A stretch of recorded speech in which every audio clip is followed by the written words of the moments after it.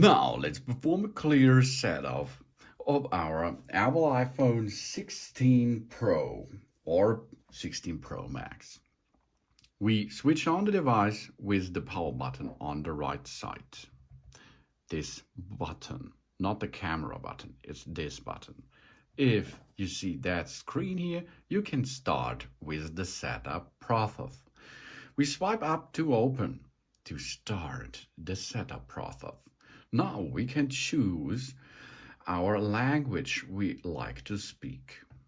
Then we select our region or country where we are.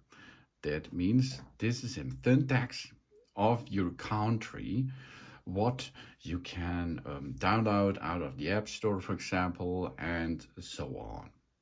Now we can make an appearance. We choose how we would like the text and the icons to look on our iPhone. Default, or we go to medium, you see the size is changing, or large. You choose what you prefer. Now we can make a quick start. We bring our current iPhone or iPad near this iPhone to sign in and set up. If you have that, of course, you can make a quick start, but we are going to set up without another device. Now we've written and spoken language choose. Keyboard is English and the emojis and so on. We can make a customized settings, for example, UK for English, German, keyboard, emoji and so on. We can make a dictionary in different languages if we need that. And we now choose a Wi-Fi network. Because this phone has to be make a call, not a phone call, an information. This phone has to be gives the information, hey, here I am and I like to perform a nice setup with the service of Apple. We choose now the Wi-Fi network, which is and we enter the password to that to enter into the Wi-Fi network, because it is good to enter to the Wi-Fi network, because then we have entered to the internet, and the internet we will need to unlock the phone. So enter now your Wi-Fi network password, ask your admin, or look beyond underneath your router. Now we join the Wi-Fi network, and if we joined the network, it will be continue. Then maybe it takes a minute to activate our phone, and after this process we can go on with the setup process again. Now you can see that's an information about data and privacy. This icon, okay? This icon appears when an Apple feature asks to use our personal information. We can learn more or continue. Now we set up our iPhone. We can set up this phone for ourselves or for a child in our family. Child accounts can be created by parents or legal guardian for children aged 15 years and younger. We're going to set up for ourselves. The next step is the iPhone can recognize the unique three-dimensional feature of our face to unlock automatically. It uses Apple Pay, make purchases to subscribe to services from Apple, and so on. Okay, we should do this because the other style, like a number, is not so good. Okay, now first we position our face in the camera frame. Then we move our head in a circle to show all angles of our face. And here we are. Let's start and rotate. Rotation first done. Now we can choose. Are we using a Face ID with a mask? Yes or no? We won't need to wear a mask during the setup, of course. We can set up later in settings if we like that. So now we position the face again. And now the phone, the LiDAR scanner, is looking closer to my eye section. Now it shows us that we are wearing glasses. So we have to remove our glasses and start again. Without glasses. Okay, let's perform now. Rotate, and job's done. Here we are. Good job. So Face ID is now set up. We can add different pairs to glasses to use with Face ID and mask in the settings if we need that. Now we have to create an iPhone passcode. The Face ID provides convenient and secure access to recognizing our face. Occasionally, this passcode will be required for validation, maybe if you reboot the system. You will get a better, of course. This is not an easy, that is an easy passcode, so use anyway here in that case. We have to enter again, and now we can go to continue. Transfer your apps and datas. We get our existing apps and information like photos, notes, and reminders onto our new device from iCloud backup, from another iPhone, from Mac or personal computer, from an Android system, or we don't transfer anything. Let's perform this without transform anything. Now we need an Apple account. An Apple account is for free. We sign in with an email or a phone number to use the iCloud, the App Store, and other Apple devices and services. If you have no Apple ID, you can push here forgot password or don't have an account to create an account.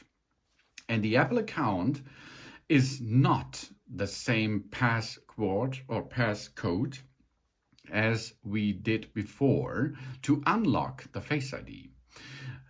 The Apple ID is the enter key into the Apple world. So create it, it's for free.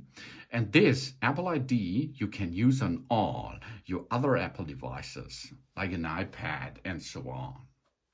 After you sign in into your Apple account with that new iPhone, you have to sign and agree the terms and conditions. Read them carefully. Then we are going to sign in into the device, into the network by using the internet. And if you have already data paired with your account, this will be transported in this process. If you have another iPhone, for example, you have to enter this to unlock this phone. If you does not have any other Apple device, this information or this thread will not for you right now here. If you entered now your iPhone passcode, you can continue this process.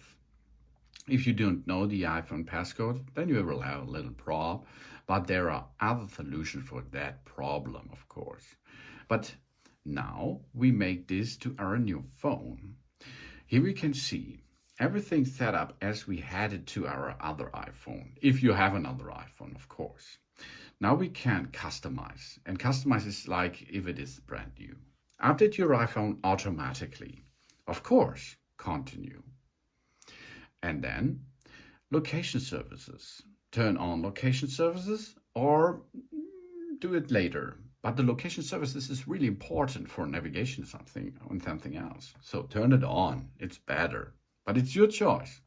Set up mobile services. We can transform from a nearby iPhone, or we use a new QR code to make an eSIM activation, of course, process, or set up later.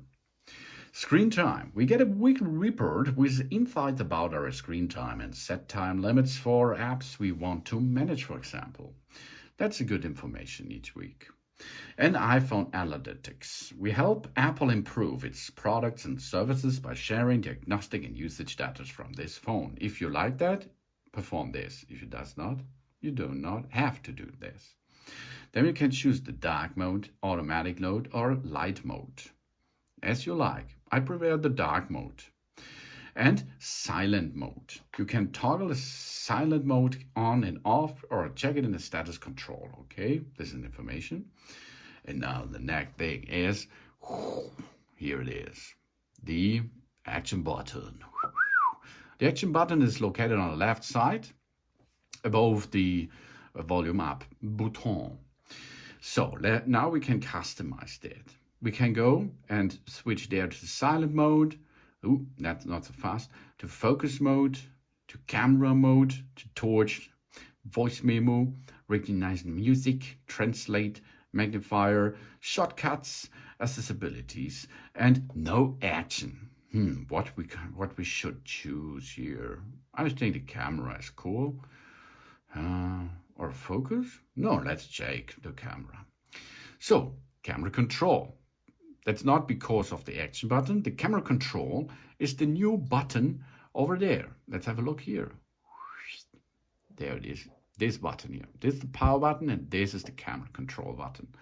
The camera control button is really cool to use with your camera thing, because you can push and slide a little bit by haptic and so that's nice. Emergency SOS. The iPhone is ready to help in an emergency.